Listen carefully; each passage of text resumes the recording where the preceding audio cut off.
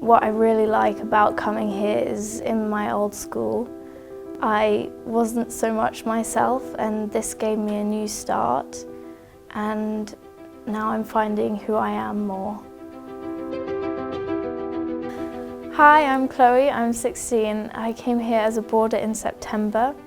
I came here because my mum came here and my brothers had been here previously, still here because they're younger than me. I chose to board because I wanted to expose myself to a new thing. I also wanted to make new friends and have the experience of being away from home to get ready for my future. My mum's a professional artist and she's been really an inspiration to me and taught me a lot about art.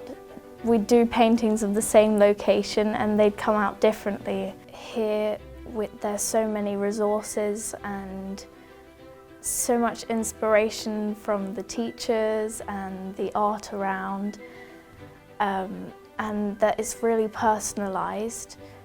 Well, I've always liked to draw people, so I'd really like to be a successful artist in portraits. I hope to take that inspiration to create something unique in the future.